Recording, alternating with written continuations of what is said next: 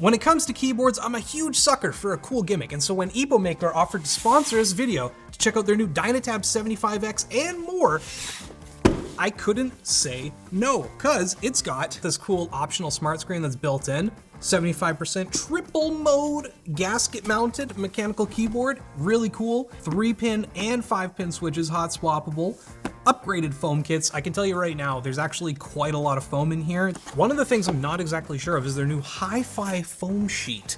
I don't know how much better that actually makes any sounds or audio, but I guess we'll find out. But if you can see here, which you should be able to, is there's several cameras pointed at me. It's got a cool screen on it.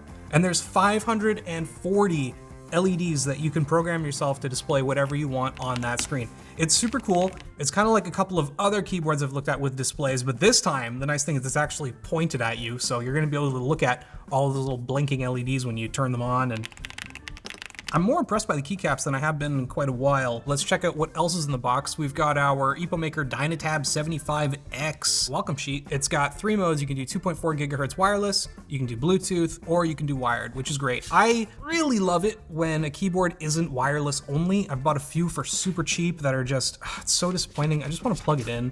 More importantly, we get keycap and switch puller, some extra keycaps if you're a Mac user, option, command. It's obviously both Windows and Mac compatible, which is always great, and I'm a big fan of being able to swap keycaps. I'm also a big fan of this colorway. I really like the kind of lilac purple with this deeper purple on the escape and the enter, and then the rest is just white with a nice purple legend. Very pretty, especially on the white keyboard. The other one is black, I believe, so we'll take a look at that as well. As for the cable, it's not bad. It comes with this little leather or pleather strap. I'm honestly not genuinely sure, but it looks nice and it feels okay. And then on top of that, this cable is thick. It's not exactly sleeved, but man, it sure feels like it in terms of girth. Otherwise, you know, it's got these really nice metal connectors that I'm a big fan of on the housing, on the ends. They've got these 4 screws on either side. So while you do need one of those triangle heads to take it apart, it's possible.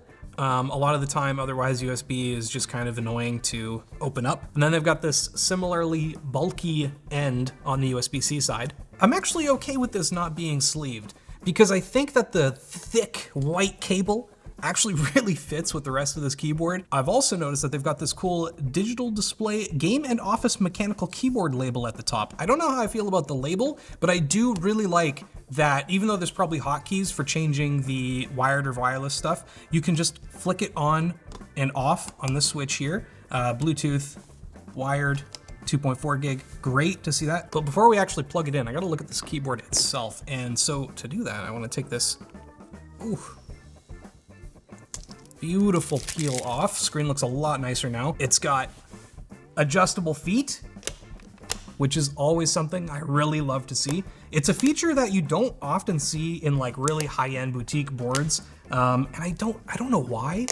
Maybe it's just because the metal meets plastic is a bit of a pain to get right, but I prefer it because hey, maybe you don't like this high of a typing angle. Okay, that's fine. Go down. Now you're flat. Now it's good to go. Fantastic. And then aside from that, where's the dongle for this thing? Oh, that's pretty cool. Okay, another very minor gripe. I really wish this just swung open on a little hinge instead of fully coming off. However, that is a pretty sleek design. I didn't even see it right away. And then when it's on there, you barely even notice. It just kind of looks like a different piece of plastic. It doesn't look like it's actually supposed to open until you take a look and check out that little clip part right there. We'll plug it in later. What I also want to talk about is just how like stiff and hefty this thing is. It's all plastic, but it doesn't feel too bad. And you know, I have felt a lot of pretty decent all plastic mechanical keyboards. It also tends to drive the price way down, more on that later. And especially when you add enough foam to it, you can get a pretty decent sound out of it. This could still be a little better, especially considering how many foam layers they've got in there, but it's honestly not bad out of the box. The only thing I'd try to do if I were you is adjust the spacebar. A really big pet peeve of mine is when your spacebar sounds significantly different. That's true to honestly most keyboards, just because the spacebar is so long and hollow compared to every other key on the board. Let's weigh it. How heavy is this thing? I'm gonna guess 2 pounds. 2 pounds. It's a 75% layout, obviously. It's a DynaTab 75X. So you're gonna get more of a TKL style where there's no numpad attached, which is good for a lot of people, because imagine if there was a numpad, this thing would be pretty long and it would take up a lot of desk space. To each their own. Oh, look at that. I was almost bang on. 1,081 grams. 2 pounds is like 900. It's a hot swappable PCB, which, I mean, it's 2024. If you're not doing that, I don't know what you're doing. It's got a 10,000 milliamp hour battery, which is a lot, admittedly, but I don't know how much is going to the screen itself once it's lighting up, or to the south-facing RGB. If you turn all that off though, 10,000 milliamp hours on a regular keyboard is gonna last you quite a while, or at least it should. Let's boot it up, but not before a word from our sponsor. Wait, it's Epomaker. No, let's just plug it in. Hello, Epomaker. Wow. Okay. I don't know what the okay, ooh. Man, I'm just a sucker for like RGB, LEDs, lights in general. I always loved Christmas lights as a kid. You know, you drive around the neighborhood and look at all the Christmas lights. This button here should both turn the screen on and off, as well as changing the modes. So let's try some of the different modes. Hello, Epomaker. Wow. It's just like a bunch of RGB. If you're seeing any weird flickering on your screen, I assure you that's just the LEDs interacting with the way we're filming it. It looks steady in person, looks totally fine. These patterns look okay. It's really just like the full screen. Yeah, it's got this weird flicker, but that's okay. And you know, the screen definitely adds a lot of extra width to the whole thing, but it's really not that bad. I mean, this doesn't take up that much desk space, all things told. Let's try a good old-fashioned typing test. And away we go. No. Man, I was doing so good at the start, and then the last half, I had like 3 errors. Okay, well, 116, 98% still ain't bad. I like it. I'm still torn. Sometimes I love linears, sometimes I love tactiles. So let's try the other one and see which one I like more. Let's try the tactiles really quick. I can tell you right now that the sound isn't that much better with the tactiles, but it is a little, and I kind of prefer it. I also really like how they've got the legend on the front on this keycap. I love a blank style keycap set. It's just really nice. It's really elitist and dumb, but when you know how to type and you don't need it, it feels pretty good. We'll do a quick typing test. 113.97. I screwed up a couple times, but you know what?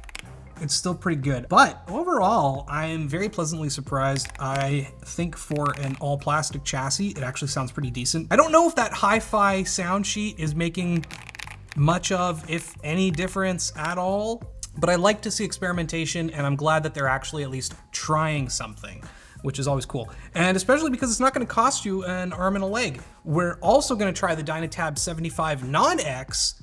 It doesn't have the screen. It is less expensive, but it's still pretty nifty.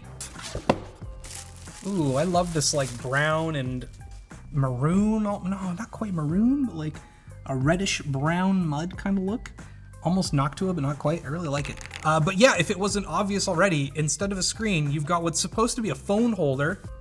That's pretty cool. I really like being able to both put my phone here in case a notification comes up and I need to see it, and I've just got like a whole second monitor now. But what's especially neat is the idea that you can connect these via Bluetooth and then type on your phone and use your phone as your display and your computer. Oh my God. There's some latency because it's Bluetooth, and you know, I can't put my phone into horizontal landscape mode. But this is great. It's hard. I'm normally looking like several words ahead when I'm doing these typing tests, and I can only see like 3 because it's in portrait and not landscape, but that's really cool. I don't know how often anyone's actually going to use that feature, but I do think it's pretty cool. The only other major difference between this and the X version is the battery. And it makes sense. This one's only rocking a 5,000 milliamp hour battery, but it's also not driving that big screen. So I think that's fine. It's still a pretty big battery for a wireless keyboard. Let's check out the software on the DynaTab 75X, and then I'll tell you all about all the prices. This looks pretty easy. We've got our function settings. Don't get me wrong, guys, I would love VIA compatibility. I am not someone who actually goes in and changes much, if anything, with their keyboards, but I don't like proprietary software in general. However, This is working pretty well, and it seems very simple and easy to use. Let's go to the screen. Let's make a little thing here. Oh yeah, that's great. Upload. Wow, my creation. Look at that. That was probably one of the easiest though that I've ever done with one of these either custom screen or not even keyboards. Like you can get little LED displays that you can plug in and do the same thing. That was super easy to use. I literally just drew it on here and then uploaded the picture. You can also do a bunch of other cool stuff. Like say you want to do a little animation, you can add frames. I'm not gonna like sit here and do anything, but look, I can add a frame. I can subtract, I can copy the previous frame. If you want to like take your image, copy it over, and then move like a leg so that you make like a little dude running across it or something like that. You can add pictures. Okay, I gotta try to put a picture on it. I have to. Confirm. Wow. In all its pics, oh, can I Control Z? Oh my, you can even Control Z your last action if you accidentally draw on it like I just did, but check this out. Upload picture. It's a beautiful pixelated mess. Obviously that takes some fine tuning. That is wide, Linus. However, yeah, you can totally grab an image and pop it on here. With 540 LEDs, you've got quite a lot to play around with. I wish there were 1 or 2 more rows, but I guess then obviously the keyboard would be even taller or wider. And so, you know, they're trying to, at some point you gotta just choose and be like, okay, it's gonna be this wide and this tall. And I think what they've done here is pretty neat. And if you wanna just change RGB without using the hotkeys, you can come in here and do that, change it to like spectrum cycle or dynamic breathing or waves ripple. I'm actually a big ripple fan. Yeah, it is. Yeah, okay, it's totally rippling. Back up your configuration settings from the cloud. So you can plug it in, make an account, download the software on a different computer, use the same software there, boom, your same little animations and everything is already backed up and ready to go.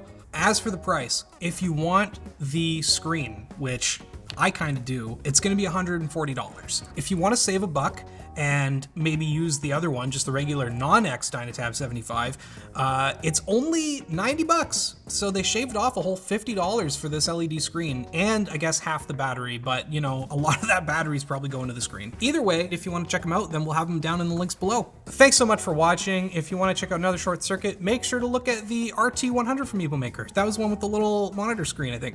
Jamie took it home. He loved it. See you later.